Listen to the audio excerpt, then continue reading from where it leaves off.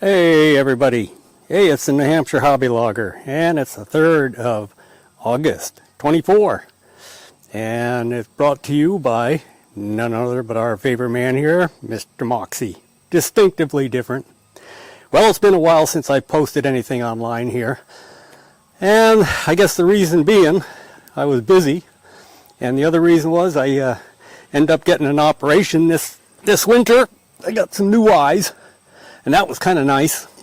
So I can see now, but you know, like I start working in the shop and I got to be a little more protective of what I do. So put on the safety glasses and all that kind of good stuff. So anyhow, it's been a year of just trying to get stuff done, getting my firewood ready for the fall and stuff. So I got a pretty good head start. And so I've had a couple of days here that I can just kind of dub around, and that's really my style. You know, I like that a lot. And I like working in the shop. And once I get into it, I'm like an old rabid dog. I don't stop till I got something done. So anyhow, I've been doing a couple of 3 things here that I've been working on. And I just finished this one today. This is my portable UPS, uninterrupted power supply. And I've had this little puppy here that was on the gasifier for a while. It's a Samlex 3000 watt pure sine wave inverter. It's only good for 110 though. I'm thinking I got to get something more like 240 volts, somewhere along the line here. But this is a kind of a test. I've been reading up on solar stuff, and I've been reading up on, watching a lot of videos on all that kind of stuff. And I've got a little UPS in the office there that comes on when we lose power, which is often enough, and that's good for, you know, it'll run the computer just about long enough to shut it down and get everything put away, shut off properly and whatnot. But it doesn't last very long. And I got the telephone hooked to it, and I got some radios, and I got a few other little things there, TV monitors and whatnot. So I'm figuring that somewhere along the line, it's going to be kind of handy to have something to last a little bit longer. So I was watching some battery YouTube things there and whatnot, and my gasifier, of course, is all those lead acid batteries, and they're 10 or 11 years old now, and they're probably going to be reaching the end of their lifetime here pretty quick. So I've been working on these lithium things there, and I bought a pair of them. And that's what I've got in my portable roll-around. This is Roll-A-Watt. The Roll-A-Watt 3000. So I can kind of set this thing where I need it. I can roll it around real easy. It's got... I use these wheelchairs a lot for all kinds of stuff. They're pretty handy. So I just got this all done the other day. It ain't nothing fancy. Excuse me, Ralph. Got Ralph with me today. He's always a big help on things like this. Doesn't argue with me. So what I did, I can probably just zoom on this little bugger here, right?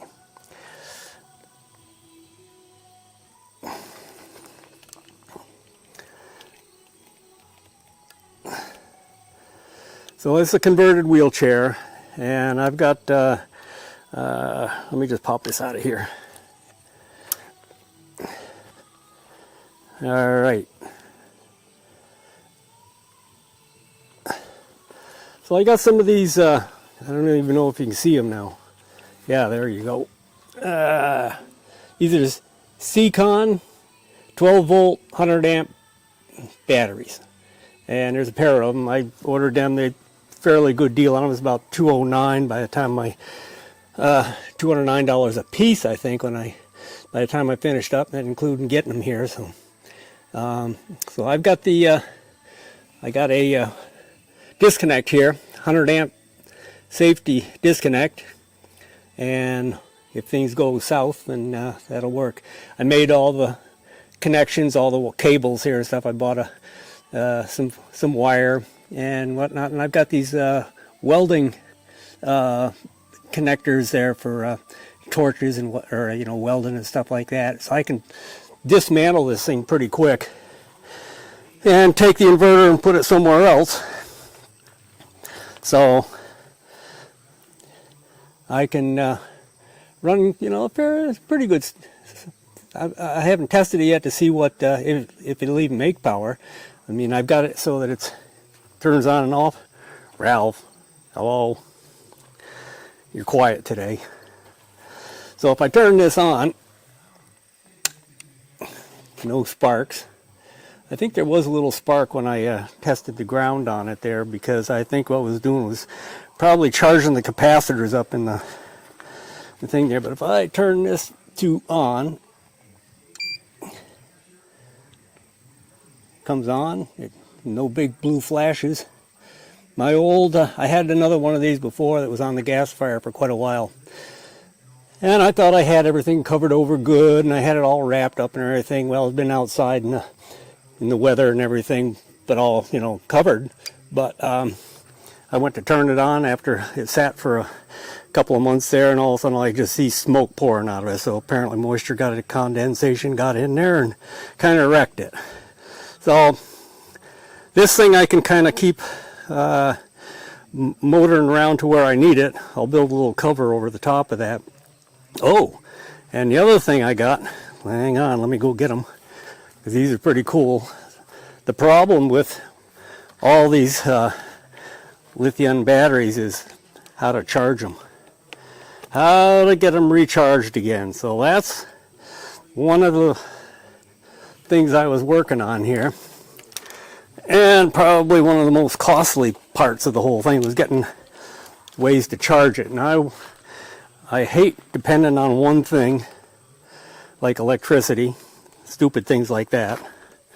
So okay, let me go set this up. I'm gonna just step into the shop here and get a couple items for you. I got two ways of doing this to charge them up, and one of them is actually I got three of them now.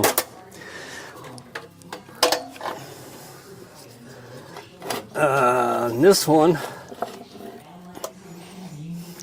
once I get into one of these things, I can't stop. That's my problem. So there's one more over there. Let me go get that. So I have a couple of 2 or 3 different ways of charging this thing up.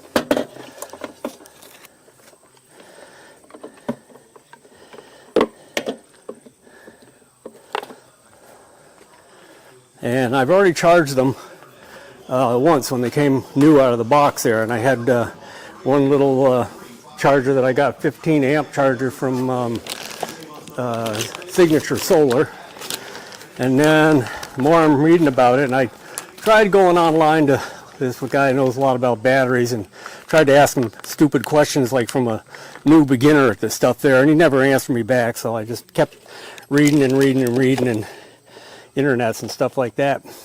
I want to be able to charge this thing with AC, with our grid power. I want to be able to charge it off an alternator, and the problem with that is you'll burn your alternators out on these things, from what I can understand, because they draw so much amperage. So I got a DC to DC charger from Victron. And this is a, haven't even opened it up yet, because it's a Orion TR Smart 112-30 amp charger, isolated DC to DC. So I can run this, I can charge this with the truck or the car. I can charge my batteries up from that. I just, you hook this onto another 12-volt battery, and then and then the other lines go to the lithium batteries. So you're not going to burn them out. They only take 30 amps instead of whatever the overcharge from another alternator there. And this one here is one I got from Signature Solar, and it's for their EG4 battery, and it's a 15 amp charger. It's AC on that to, and that can get hooked right in. And that took, I think 3 hours to charge these each battery up singly. And then this one, this is from Progressive Dynamics, and it's got its own little fan, cooling fan on it and whatnot. And this is, it takes about 500 watts, but this is a 30 amp charger there. So you can do the same thing. It's pretty, you can really boost these things up and get them charged quickly with that. So I think I'm covered for a lot of things. So it's kind of a test. I want to see how this is going to do before I go big. So I'm studying more on solar panels and things like that, and I'm not going to do any grid tie stuff because I don't believe in selling them power that I'm spending all my money on to make it. So I can do all right just making our own stuff, and I can motor this little unit down to the processor if I need AC power down there for anything. And I'm going to build a little hood over it, kind of protect it from the weather. Mostly it'll be stored inside. I can go up and down stairs with it. And it's not very heavy. It's probably only maybe 60, 70, 75 pounds maybe all told. So pretty excited about it. It's done. Not the prettiest thing in the world, but what do you want for used wheelchairs? And so then Ralph, he's been working on some stuff here. He's been pretty quiet about it. I can't blame him. You know, he got fired last time he was here. So, what do you think, Ralph? You want to come over and explain this one? The other project I had going, I had a cousin of mine got a hold of me there a while back, and she gets firewood and whatnot, not from me, but she lives out in New York State. So she was saying, do you ever see one of those kindling busters things there? And I said, well, I've seen them, but she said, well, it's too small for what I need it for, so can you make something better? I said, oh, geez, I got there's a lot of materials in there that are, this is a special cutting plate. But this is my, I don't know if you can see that. This is my Antwahnette just split on it model. And so that'll take a pretty good piece of wood. I think the other person could too. Yeah, never mind. Yeah, so let me get this thing here, and I can do a little demo on this thing. Yeah, that'll work. This is well, that's 8 inches across, and this is a piece of AR 500, folks. That's pretty good stuff. So I think this is kind of the stuff that she wants. This will hold I think 13 inches across. So you don't use them little dinky 3-pound hammers anymore. I think this is what she was kind of looking for, something like this that can handle a bigger piece of wood. So that took a while to make that knife, but this works pretty good. So I'll get that painted up for her, surprise her. In fact, I'll probably just send her the video and say, hey Donna, I got your Antwahnette splitter ready for you. All right, so there's one more thing that I've been working on, and if I can get it out of here, I'm going to pause for half a second. Okay, so a while back I bought this gasifier, this charcoal gasifier from Thrive Energy out in Michigan there, and it burns charcoal rather than wood chips. And you can see from the size of it, it's pretty compact. It'll run this Predator 9500 generator that I got there. That's an inverter type generator, and it'll run that. And lately he's been working on another he's been working on a new nozzle for this thing. So I'm going to pop this off of here. And so I watched a couple of his videos there, and I decided I was going to make one. So I finally got it done, and that's it right there. And he's burning, he's mixing, this is a water tank right here. And he uses that for two reasons. One is to keep this nozzle. Now this is two pipes in one inside of the other. And they're welded together at the end so that they make this cavity. And there's a little weep hole between the two. So that fills up with water, and the air pulls it in and atomizes and pulls it in, and it's part of the energy source, if you can believe that. And that's what he, I guess the heat is high enough in there that it will split the bonds of the water, H2O, and it'll make hydrogen and carbon monoxide. Now both of them burn pretty good, but so that adds the hydrogen and the carbon monoxide add to the fuel. So this is the fuel. I made a bunch of this stuff up, and I threw in a couple of wood chips to see what it's going to do.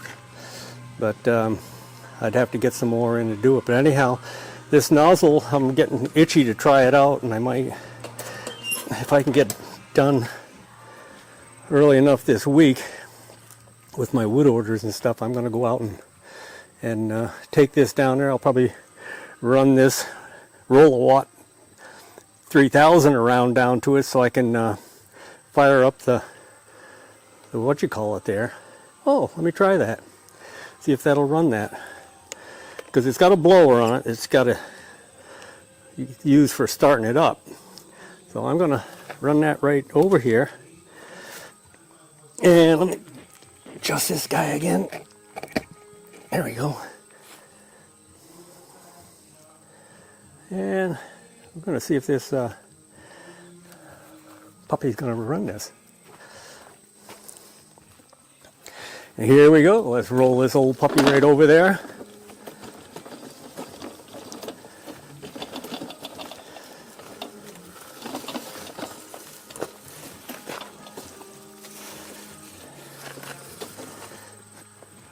Okay, the disconnect is on. Let me rotate this around a little bit.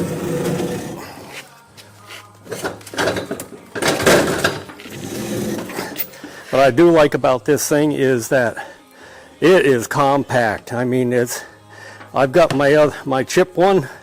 Man, that takes up a whole snowmobile trailer. So this is pretty sweet in my book. Let me turn that valve on so you don't. And I got enough cord? Yes, just enough. We'll turn it on.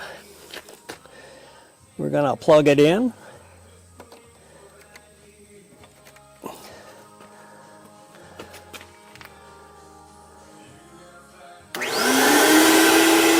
And just like that,